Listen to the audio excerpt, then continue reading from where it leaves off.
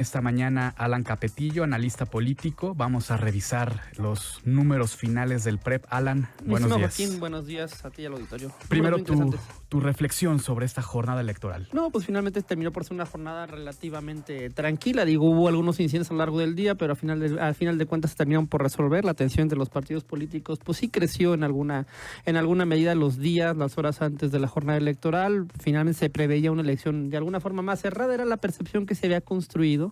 Finalmente los números terminaron por desmentir esto. Finalmente hubo una victoria contundente de Tere Jiménez. Son casi 20 puntos de ventaja, entonces no hay mucho que discutir respecto ya a la legitimidad de Tere Jiménez como gobernadora de Aguascalientes. Y pues me parece que ya en estas próximas horas pues finalmente tendrá que venir el reconocimiento por parte de Morena y de Nora Rubalcaba de la victoria de Tere Jiménez y podremos darle la vuelta a la página sin pasar un proceso postelectoral judicializado. No, los números no dan para eso. Y pues finalmente pues en ese sentido es bueno para Aguascalientes, ¿no? Terminamos por resolver el proceso electoral, no nos vamos a prolongar en algún tipo de desgastante proceso postelectoral como el que vivimos hace 6 años. Y en ese sentido pues habrá tiempo para que la nueva gobernadora empiece a estructurar su programa de gobierno, que además tendrá que entrar a gobernar de forma más rápida de lo que lo hacíamos tradicionalmente. Tere Jiménez empezará a ser gobernadora de Aguascalientes a partir de octubre, del primer día de octubre de este año, lo cual antes era hasta diciembre, lo cual de alguna forma implica que ya tiene que prácticamente empezarse un proceso de entrega-recepción, tiene que empezar a estructurar un plan de gobierno, y en ese sentido ayuda mucho el tema de que la elección ya esté razonablemente definida y no haya mucho que discutir, ¿no? Hay dos formas de ver también los números. Por un lado puede ser la poca participación, 45% menos de la mitad del padrón, o puede decir también, como escuchábamos a Tere hace unos minutos, prácticamente 250,000 votos, la cifra más alta para una gobernadora. Sí, es una elección también atípica, es una elección solo de gobernador. Tradicionalmente las elecciones son concurrentes con diputados o con ayuntamientos, lo cual implica también estructuras partidistas más sólidas, más candidatos, más equipos de campaña movilizando a los votantes el día de la elección. Y en ese sentido, pues pareciera ser que un resultado de un 40 y tantos % de participación no es tan malo. Pareciera un resultado de una elección normalmente intermedia, ¿no? Regularmente las elecciones a gobernador atraen hasta el 60% del electorado, en este caso se bajó al 45%, pero no deja de ser una participación razonablemente importante, particularmente en la atención donde nada más había candidatos a gobernador y en ese sentido pues las estructuras partidistas pesaban menos, ¿no? Quizás la estructura que más pesaba pues era obviamente la del propio PAN porque es gobierno, pero pues no deja de ser una legitimidad con 250,000 votos que pues, lo deja fuera de cualquier duda, ¿no? ¿Y qué decir de la maestra Nora, que si bien son casi poco menos de 100,000 votos de diferencia, 155,000 que gana Morena, votos, vaya, no es poca cosa. No, yo creo que hay que reconocer también el trabajo de la maestra Nora Rubalcaba, que además es una figura que tiene mucha legitimidad histórica en la izquierda en Aguascalientes, que ha trabajado por ese proyecto político, que podemos o no compartirlos, pero es un hecho que ella ha trabajado por ese proyecto durante muchos años, es seguramente su principal activo político, su principal cuadro, y pues finalmente llega a un 30 y tantos % de la votación, que contra lo que había venido sacando Morena, que habían sido casi 10 puntos menos,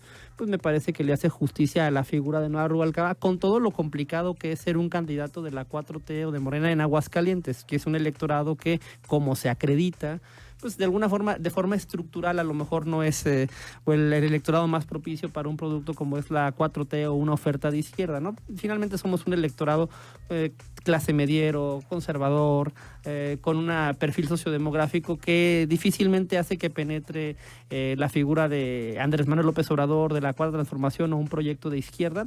Aguascalientes siempre se ha dicho que es un electorado típicamente de derecha, por su conformación sociodemográfica, por su concentración en la capital, por un montón de factores que de alguna forma pues inciden en que las condiciones para un proyecto de izquierda sean complicadas, pero independientemente de eso yo creo que hay que reconocer el esfuerzo de la maestra Nora Rubalcaba, que independientemente de todo creo que seguirá siendo bien vista en la sociedad de Aguascalientes. Entonces Tere queda con 53%, números cerrados, Nora Rubalcaba con 33% y Anayeli con 7%, ¿qué decir de ella? Yo creo que Nayeli pues logró consolidarse como una figura alternativa, me parece que logró llamar la atención, cosa que es complicada desde un partido relativamente pequeño como es MC, logró duplicar prácticamente la votación que MC había tenido en Aguascalientes, de Gabriel Arellano, En ese sentido, pues bueno, me parece que tendrá futuro político en esa formación política a nivel local o federal. Es una mujer inteligente, es una mujer con capacidad. Quizás yo creo que erró un poco la estrategia, se posicionó muy bien, muy rápidamente, particularmente con el contraste que utilizó contra Ateri Jiménez, pero quizás tuvo que haber variado un poco el discurso, no solo de lo negativo, sino a lo propositivo, ¿no? Me parece que ese es un tema ahí que estaría a discusión, y además pues también no deja de encarnar esta política progresista de izquierda, de causas culturales, que también tiene sus problemas para penetrar en un electorado como el de Aguascalientes, ¿no? Pareciera ser que hay banderas en esa lógica política que no terminan de aterrizar bien en Aguascalientes.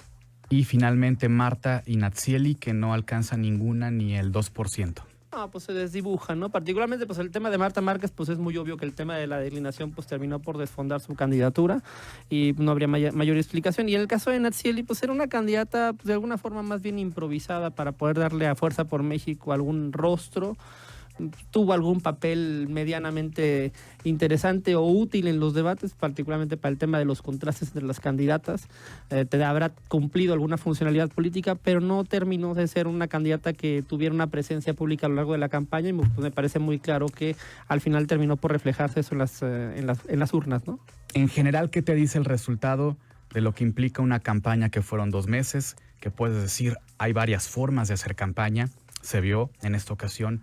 ¿Qué te dice de la utilidad también, por ejemplo, de los debates? No, yo creo que los debates tienen que ir mejorando, seguimos mejorando con ellos. Digo, escuché hace un momento al maestro Martín Jauregui y me parece que es clara la crítica respecto de que no tenemos una sociedad con la suficiente cultura democrática como para poder darles el peso, no tenemos esa cultura de armar ejercicios deliberativos que verdaderamente sean espectaculares, que llamen la atención de la ciudadanía. Hay que construir esa cultura, seguimos progresando en ello, pero pues vamos con una lentitud, ¿no? Lo platicábamos en estos mismos micrófonos hace unas semanas, pues en muchos sentidos en México no estamos acostumbrados a esos ejercicios, estamos acostumbrados más bien a los monólogos que a los ejercicios deliberativos de contraste de ideas, pero pues tendremos que irlos construyendo porque son parte elemental de nuestra democracia, independientemente de que habrá que también decirle a Tere Jiménez que uno de sus deudas en esta campaña es no haber asistido a ese segundo debate. El resultado opacará muchas cosas porque su victoria es contundente, pero me parece que no podemos permitir que eso siga sucediendo, la posibilidad de que un candidato se ausente de uno de estos ejercicios. Vamos con la lectura por partido. En esta votación el PAN obtiene números cerrados 43%, el PRI 7%, PRD 3%, el Partido Verde 0.7%, el PT 0.8%, Movimiento 7%, Morena 33% y Fuerza por México 1%. No, pues lo interesante y es el orden de las fuerzas políticas en el Estado, ¿no? Pues obviamente el PAN sigue manteniéndose como una fuerza política hegemónica en Aguascalientes. Pero no le hace falta alianza. No le hace falta alianza en esta elección, en esta coyuntura, en este momento, en esta lógica política, veremos en el futuro.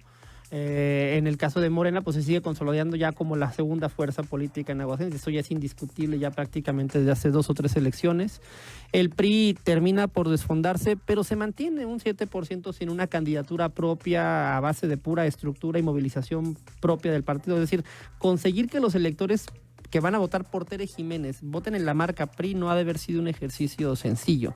En ese sentido, pues pareciera ser que el PRI logra mantener cuando menos una presencia importante en Aguascalientes, que lo está dejando en el tercer lugar. Sí, veremos en el futuro qué capacidad tienen los priistas para reinventarse. También tiene un problema de vida interna muy importante porque seguramente la figura de Alito va a ser cuestionada y seguramente a partir de ahí vendrán también cambios en la lógica local.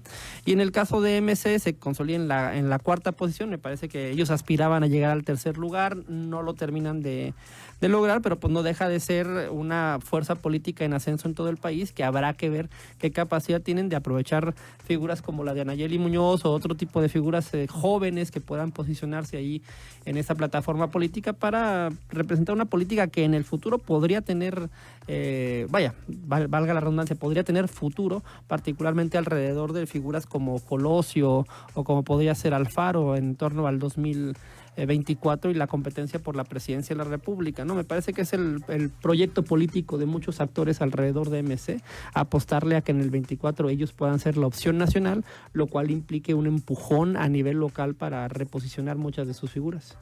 Revisando por municipios también es importante la presencia del Partido Acción Nacional.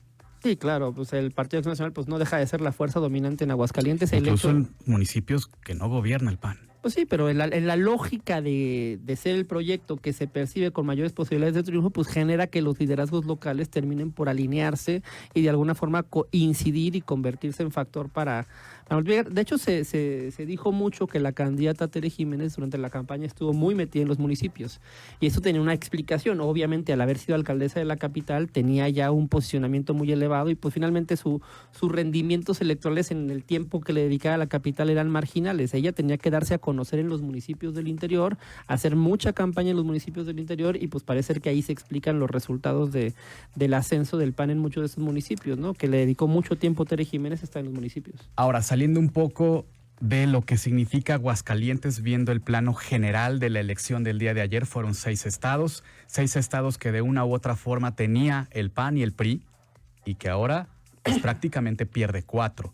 El proyecto de López Obrador ya está en 22 estados. Sí, se consolidó en 22 estados, pero también hay que ver, hace 6 años el que tenía 22 estados era el PRI, ahora va a tener 2. Es decir, me parece que es muy sano para la democracia la lógica de las alternancias. Obviamente es preocupante para los que no creemos en la cuarta transformación que Morena ya tenga 22 estados, pero también hay que tener en cuenta que es una lógica política anclada a una figura que es la de López Obrador, que seguramente cuando López Obrador deje la presidencia de la República empezará a perder potencia política y seguramente veremos otros escenarios. Es decir, por el momento, pues sí, López Obrador, la 4T, a través de su política clientelar, de los programas sociales, de la presencia pública del personaje, pues tiene este arrastre político a nivel nacional, pero yo creo que las instituciones del país, las instituciones democráticas del país se han sostenido, el INE se ha sostenido, creo que no hay discusiones respecto a la legitimidad de los procesos electorales, del árbitro, de las urnas, de las casillas, de los votos, y me parece que eso es sano en este país, que tengamos una institucionalidad que soporte a una embestida de una fuerza política con las características de la 4T, manteniendo su legitimidad. Y en ese sentido podemos esperar que seguirá habiendo elecciones y seguramente eventualmente esa marea retrocederá y como todo en la democracia, pues estaremos viendo procesos de alternancia, como ya los vimos con el PRI de hace 6 años y ahora lo vemos con Morena, y dentro de 6 años no sabremos qué veremos en el escenario político. Me parece que tampoco hay que ser catastrofistas. ¿Por qué Aguascalientes está fuera de esta ola? Yo creo que es el perfil sociodemográfico. Yo creo que es un estado clase mediero, industrializado, pequeño, con buenos niveles de vida, aunque luego nos quejemos de ello. La realidad es que estamos en un espacio relativamente privilegiado en el contexto nacional, altos índices de alfabetización, una vida política muy concentrada en un núcleo urbano muy controlado por una fuerza política que en este caso es el PAN, un partido Morena que no logra articularse como partido, ¿sí? Y generar cuadros nuevos. De hecho, tuvieron que recurrir a un liderazgo histórico como el de Nueva Rubalcaba, que aunque la reconozcamos muchos, yo le tengo mucho aprecio personal, no deja de ser un liderazgo ya de viejo cuño. Es decir, ha sido incapaz Morena de generar liderazgos locales. La figura de Arturo Ávila de hace 2 años, pues no deja de ser también un político relativamente improvisado. Y pues en ese sentido pareciera ser que Morena no se ha consolidado como, en Aguascalientes al menos, como un partido político con liderazgos con grandes liderazgos que llamen la atención, con cuadros políticos que articulen una fuerza política mucho más estructurada. Es decir, se hablaba en las semanas pasadas que el gran problema de Morena era que no tenía una estructura funcional y que tuvieron que recurrir en muchos sentidos a que trajeran activistas de fuera, a hacer mucho activismo. Un activismo que habrá que discutir hasta qué punto pudo o no ser contraproducente. Podría ahí discutirse algo al respecto, pero en muchos sentidos el problema es que en Aguascalientes el partido Morena como partido no existe. Existe como fuerza electoral, pero es difícil discutir si hay cuadros que tengan una legitimidad pública para representar y aportarle algo al partido más allá de lo que le da la 4T y la vinculación a López Obrador. Y con este ocaso también del presidente y esos 155,000 votos ayer con Morena, ¿hay espacio para crecer? ¿O ya alcanzaron su techo? No, pues yo creo que siempre hay espacio para crecer, pero ya dependerá del espacio que les dé el gobierno, que les dé el trabajo que haga Tere Jiménez alrededor de la gobernatura o Leonardo Montañez alrededor de la alcaldía y los diferentes espacios públicos en los municipios.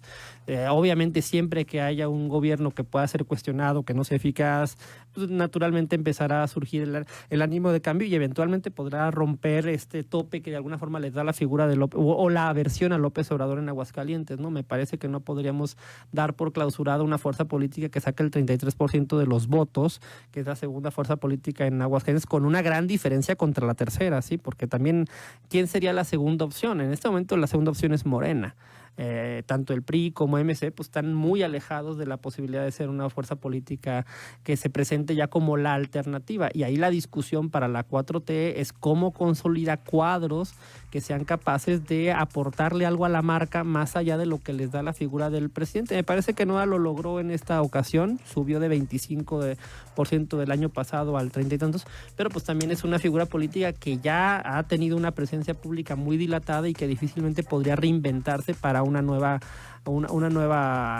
aventura política, particularmente para la gobernatura. Muchos seguramente vemos a Noa Rubalcaba en un camino hacia el Senado de la República que tiene una lógica política que le permitiría probablemente llegar. Finalmente, luego se dice también que cuando hay un gobernante electo, el gobernante en turno pasa a segundo plano. ¿Qué va a pasar aquí?